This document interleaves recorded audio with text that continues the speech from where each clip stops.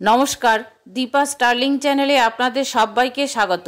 आज के आमी चिकेनेर अन्यरकम स्वादेर एकटी रेसिपि बानाबो। এই রেসিপিটা বানানো খুবই সহজ আর গ্যাসের পাশে বেশিক্ষণ দাঁড়িয়ে থাকার প্রয়োজন হয় না। উত্তর কলকাতার বিখ্যাত চিকেন ভাপা। চলুন দেখে নেওয়া যাক এই চিকেন ভাপা বানানোর ভিডিওটা। আমি এখানে 500 গ্রাম উইথ বোন চিকেন নিয়েছি।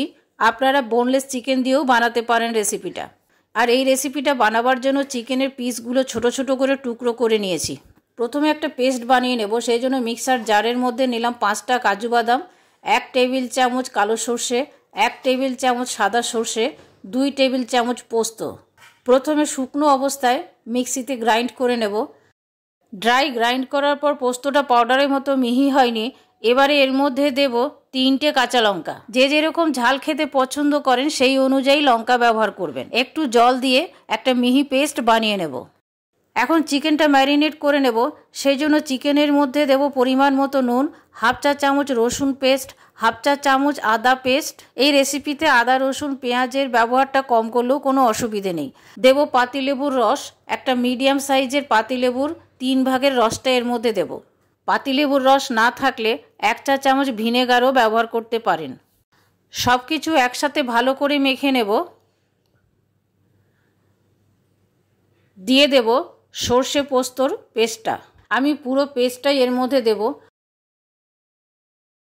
আর দেব 5 টেবিল চামচ টক দই। সব কিছু একসাথে ভালো করে মেখে ফ্রিজের মধ্যে আমি 1 ঘন্টা রেখে দেব। 1 ঘন্টা পরে ফ্রিজ থেকে চিকেনটা বের করে নিলাম।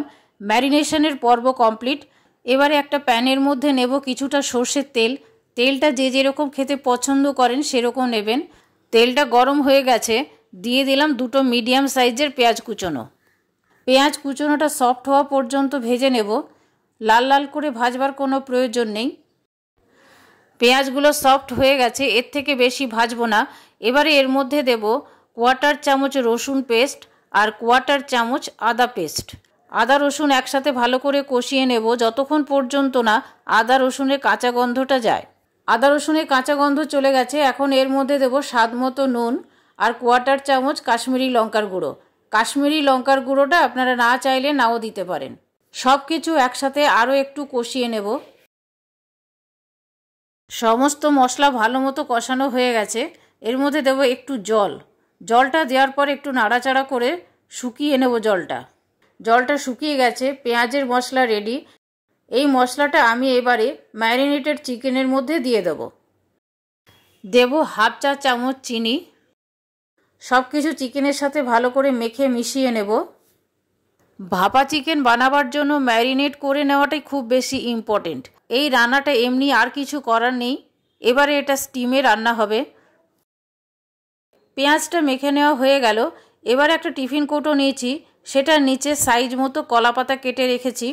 কলাপাতা না দিলেও কোনো অসুবিধে নেই। টিফিন কৌটোটা একটু তেল ব্রাশ করে নেবেন, তাহলেই হবে। এবারে ম্যারিনেট করে রাখা চিকেনটা টিফিন বক্সের মধ্যে নিয়ে নেব।